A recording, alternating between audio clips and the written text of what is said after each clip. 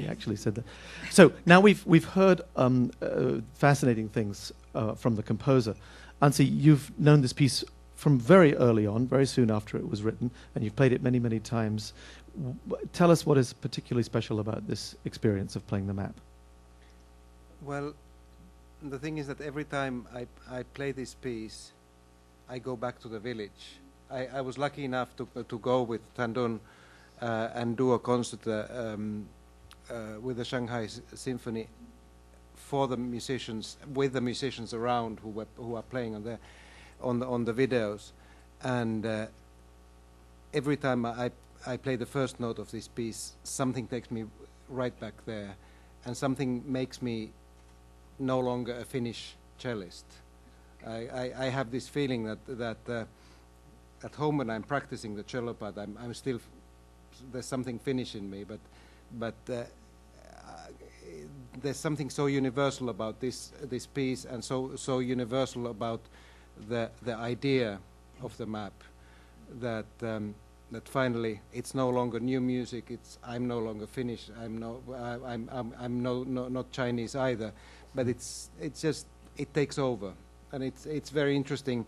The fact what Tan Dun says about the style is that this piece, like in fact every piece we should do when we played, changes us, and changes the way I approach the instrument, changes the way I think about music, but there are few pieces that make you realize it so concretely. Yeah, listening to it today, I had very much the sense that for the players in the orchestra who were only doing it for the second time, that there was this very evocative quality that was sort of casting a spell a little bit even over the orchestra, that particular mood. Well, it's a very exciting thing. I'm looking forward so much to it. But I have to say, Peter, you did a great job. You made your ensemble people not just interested in notes, color, but also what I felt the most exciting things working with the Toronto Symphony. All those playing, of course, Tan Lee is one of them. Very much interesting in the culture, and it's reminds me those people like Steve Reich ensembles, John Cage ensemble, those kind of people. Actually, they play music, but they're also interested in philosophy, interested in life, interested in fashions. That's very fascinating. Yeah. Well, and you help us feel that.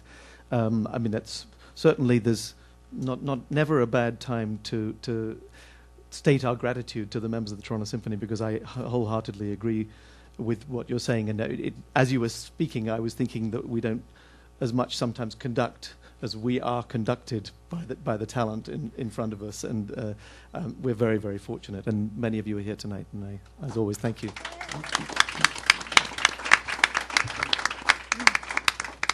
The festival will open with a piece called Odyssey by Frederick Szepicki, whom I knew at the Juilliard School in an earlier century. And Frederick, this piece was written in 2001. Well, it was written for 2001. There you go. I actually wrote it in 2000, I think. And was there some reason why Odyssey in 2001? Well, I don't know. What is it with dates and me? Remember my first symphony in 1984, right? That's right. Yeah, and I just seem to write these pieces, and I'm thinking of these dates. Well, with the first symphony, I was thinking, well, I was writing it in '84. It was premiered in '85, and I'm thinking, wow, we're in '84 now, and thank God the world isn't what Orwell predicted, right? and then when I was writing this 2001, that movie was such a watershed thing for me. It sort of opened my eyes to new music, actually, because before that I was a rock musician. I played in rock bands like Electric Oregon.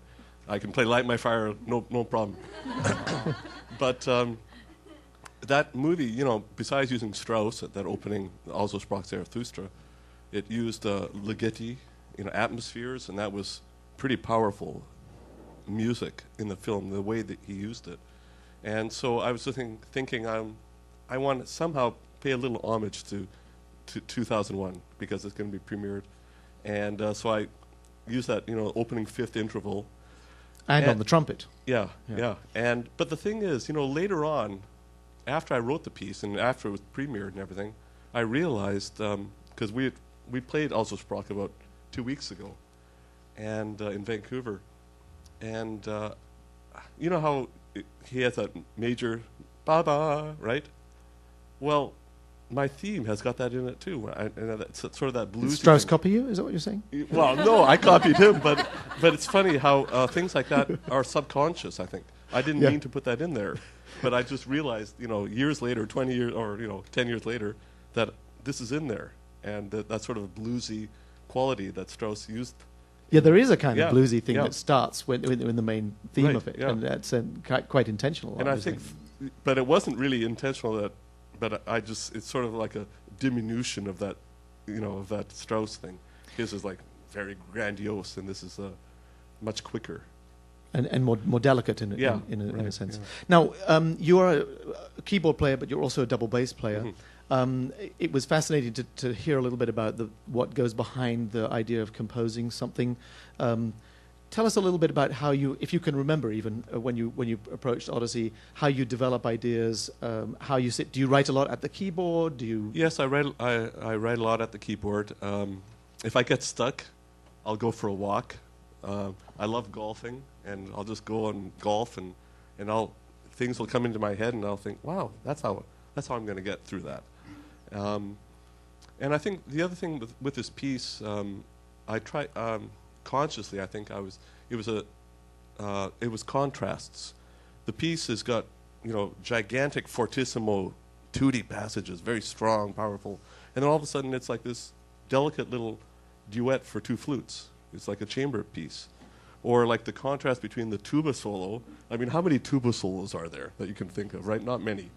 And then the tuba's basically our lowest instrument in the orchestra, can go even lower than the bass. And the high solo violin playing the same melody, right? Later on. Response, that ethereal quality. And so there's those contrasts in the piece. Right. Well, it's a very, very effective piece, and it's a wonderful way to open the festival. So we're Thank delighted, you. Yeah, I'm delighted really honored to have that you here. you chose that piece. I'm Yeah. really happy. Thank you. Thank you.